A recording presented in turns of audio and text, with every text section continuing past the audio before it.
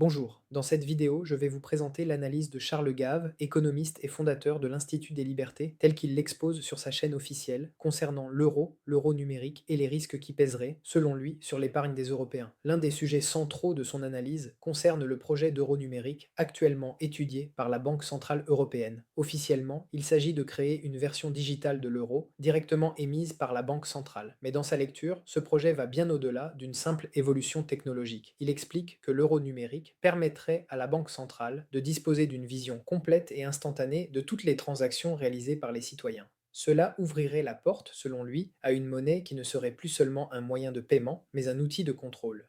Il met en avant le risque d'une monnaie programmable capable de restreindre certains usages, de bloquer des paiements ou d'orienter les comportements de consommation en fonction de décisions politiques ou administratives. Dans cette logique, la disparition progressive de l'argent liquide est vue comme un élément clé. Le cash représente aujourd'hui, dans son analyse, un espace de liberté économique car il échappe au contrôle permanent. Sa suppression rendrait chaque individu totalement dépendant du système bancaire et des autorités monétaires. Il rappelle d'ailleurs que l'histoire récente montre que l'épargne privée peut être sollicitée en période de crise. Des exemples existent en Europe, où des ponctions ont déjà été effectuées directement sur les comptes bancaires lors de situations exceptionnelles. Pour lui, cela prouve qu'en cas de forte tension financière, l'épargne peut devenir une variable d'ajustement. Cette inquiétude est renforcée, selon son analyse, par la perte de souveraineté monétaire des États. Il rappelle qu'historiquement, un État souverain dispose de plusieurs attributs fondamentaux, dont celui de battre monnaie. Avec la monnaie unique, cet outil a disparu, empêchant les pays d'ajuster leur économie par le taux de change. Les ajustements se font alors ailleurs,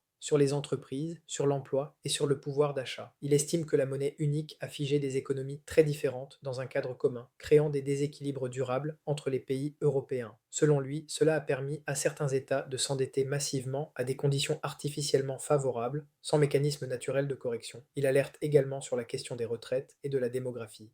Avec le vieillissement de la population, de moins en moins d'actifs financent de plus en plus de retraités, ce qui rend les promesses publiques difficiles à tenir sur le long terme. Son message est clair. Dans ce contexte, les individus seront de plus en plus amenés à assurer eux-mêmes leur sécurité financière sans dépendre exclusivement de l'État. Pour Charles Gave, la combinaison de la dette publique, de la perte de souveraineté monétaire et de la numérisation de la monnaie constitue un risque structurel pour l'épargne privée. Il ne présente pas cette évolution comme un complot, mais comme une trajectoire logique d'un système sous contrainte cherchant à se maintenir. Attention, cette vidéo ne constitue pas un conseil en investissement. Elle a pour seul objectif de présenter et résumer l'analyse de Charles Gave, telle qu'il l'exprime publiquement sur sa chaîne officielle. Merci d'avoir regardé cette vidéo. Abonnez-vous pour continuer à mieux comprendre les grands enjeux économiques et financiers. À très bientôt.